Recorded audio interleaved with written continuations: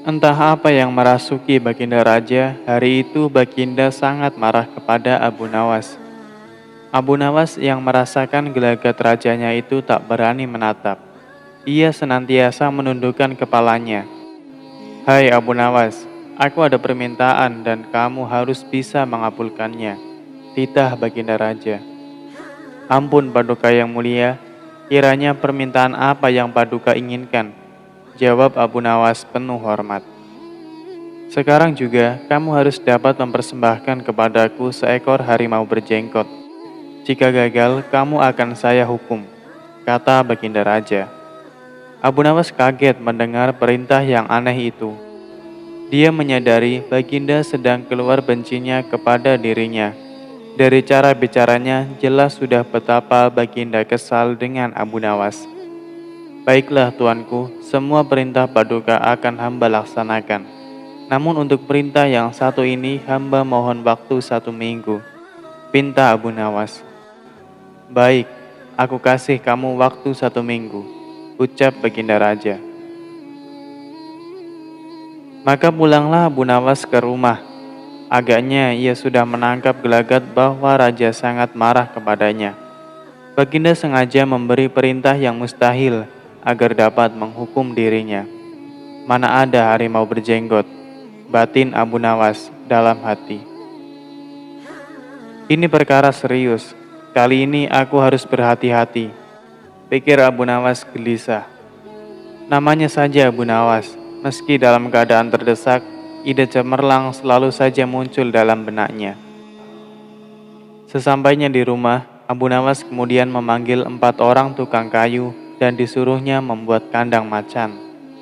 Hanya dalam waktu 3 hari kandang itu sudah siap. Kemudian Abu Nawas berkata kepada istrinya, "Wahai istriku, aku akan pergi sebentar.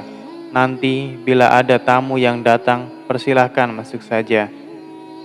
"Siapa tamu yang akan datang ke sini?" tanya istrinya. "Seseorang yang berjenggot," jawab Abu Nawas. "Tapi kalau nanti kamu mendengar aku pulang dan mengetuk pintu, suruh tamunya masuk ke kandang itu," pesan Abu Nawas sambil menunjukkan kandang macan yang baru saja dibuat. Singkat cerita, Abu Nawas lalu pergi ke masjid untuk sholat berjamaah. "Tumben kamu sholat di sini, Abu Nawas?" tanya penghulu kerajaan. Penghulu itu sudah dari dulu memendam rasa suka kepada istri Abu Nawas. Ia terkadang menggoda istri Abu Nawas tatkala sedang belanja di pasar, dan tujuan Abu Nawas ke masjid itu memang supaya bisa bertemu dengannya. Ia ingin memberi penjelasan kepadanya sekaligus mengabulkan permintaan Baginda Raja. Abu Nawas lalu pura-pura curhat kepadanya. "Begini Tuan Penghulu, saya mau menceritakan hal ini. Kalau tidak kepada Tuan Penghulu, kepada siapa lagi saya mengadu?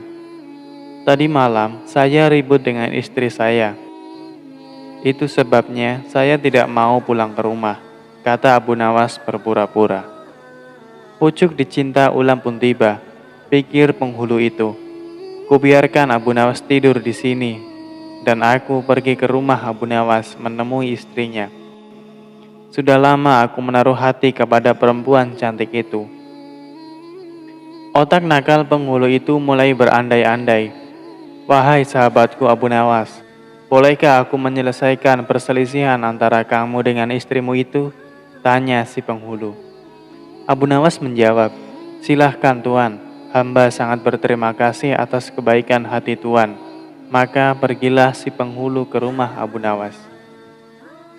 Dengan hati berbunga-bunga dan dengan wajah berseri-seri, diketuknya pintu rumah Abu Nawas. Begitu pintu terbuka, ia langsung menggandeng tangan istri Abu Nawas dan diajak duduk bersanding.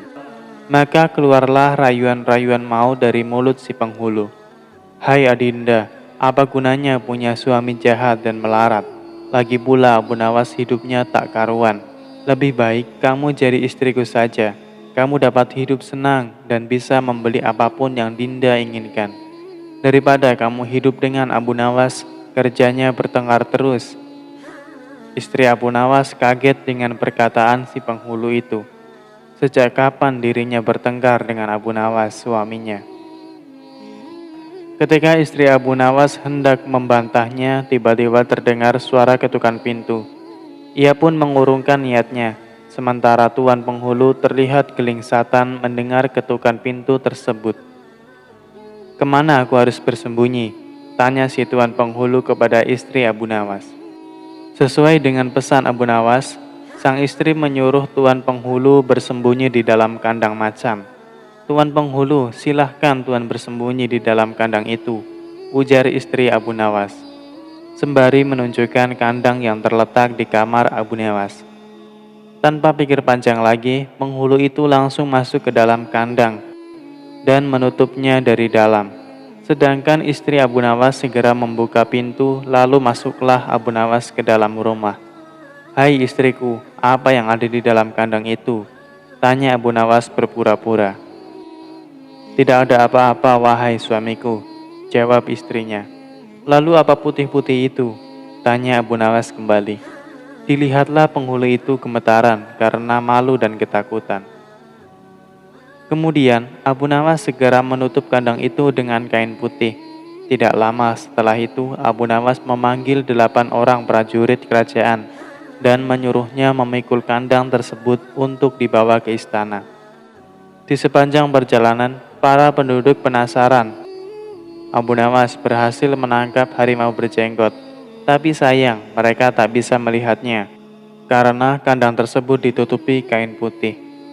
Para penduduk itu berinisiatif ikut mengiring para prajurit yang sedang memikul kandang sehingga menjadi arak-arakan yang panjang. Tidak lama kemudian sampailah iring-iringan itu ke dalam istana. "Hai Abu Nawas, apa kabar? Apakah kamu sudah berhasil mendapatkan harimau berjenggot?" tanya Baginda Raja. Abu Nawas pun menjawab, "Dengan berkat usaha dan doa tuanku, alhamdulillah hamba berhasil. Paduka yang mulia, silahkan Baginda lihat sendiri harimaunya ada di dalam kandang itu." Karena merasa penasaran, maka Baginda Raja membuka kain putih yang menutupi kandang tersebut. Akan tetapi Baginda Raja menjadi kaget karena yang ada di dalam kandang bukanlah seekor harimau, melainkan penghulu kerajaan. Begitu juga dengan para penduduk, mereka kaget bukan kepalang. Abu Nawas bisa-bisanya memasukkan penghulu kerajaan ke dalam kandang. Baginda mencoba melihat muka si penghulu dari dekat. Namun penghulu itu memalingkan mukanya dengan menahan malu dan takut. Baginda masih belum mengerti dengan hal ini, lalu bertanya kepada Abu Nawas, "Ini maksudnya apa, Abu Nawas?" "Ya tuanku, itulah harimau berjenggot," jawab Abu Nawas. Baginda Raja semakin bertambah bingung. Bagaimana mungkin penghulu kerajaan disebutnya sebagai harimau berjenggot? Belum sempat Baginda Raja kembali bertanya, Abu Nawas langsung menjelaskan. "Begini Baginda yang mulia, ketika saya sedang keluar rumah, harimau itu mencoba memangsa istri saya. Untungnya saya sudah membuat perangkap, sehingga harimau itu bisa tertangkap dan masuk ke kandang." Bukan main murkanya Baginda Raja kepada penghulu itu, sebab ia yang semestinya menegakkan hukum, ia pula yang melanggarnya. Ia telah berkhianat. Baginda segera memerintahkan prajurit untuk mengeluarkan penghulu itu dari kandang, dan diarak-araklah keliling pasar agar diketahui oleh semua penduduk betapa aibnya orang yang berkhianat.